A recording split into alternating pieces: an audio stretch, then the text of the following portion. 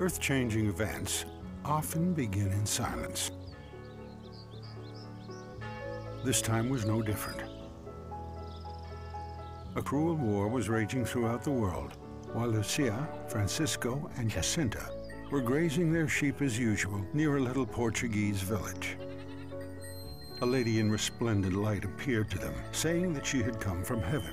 She asked them to pray faithfully and say the rosary for the peace in the world. She warned that if people did not stop offending God, an even more terrible second war would follow. A multitude of pilgrims began coming to Fatima. During one of the following apparitions, the Mother of God asked for Russia to be consecrated to her Immaculate Heart. If not, Russia would spread its errors throughout the world, and wars, suffering, persecution of the Church and of the Holy Father would follow. The Russian Revolution followed soon after. Nazi rule began in Germany, and the world was engulfed by yet another war. Few understood the link between these tragic events and human sinfulness, the link about which the Mother of God had warned the world, and the reparations necessary in order to prevent them.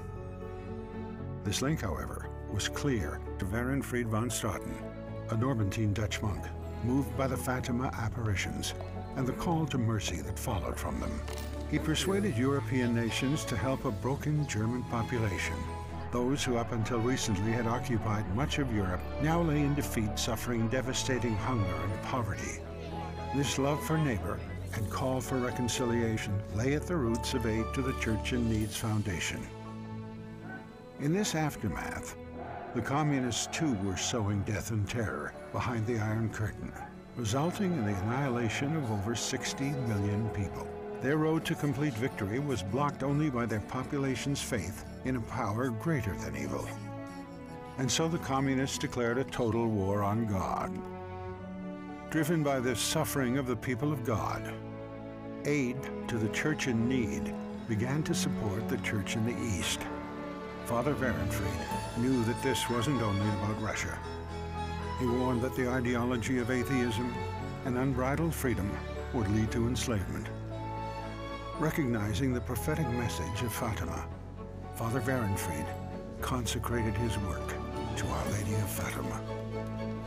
Today, Aid to the Church in Need, a pontifical foundation, continues its service to Christians around the world through information, prayer, and action, wherever they are persecuted or oppressed or suffering material need. The charity supports projects around the world, thanks to private donations from people who also believe in the power of love and mercy, and in the triumph of the Immaculate Heart of Mary. It all began on a certain afternoon when 3 small children saw the Mother of God and believed her in silence.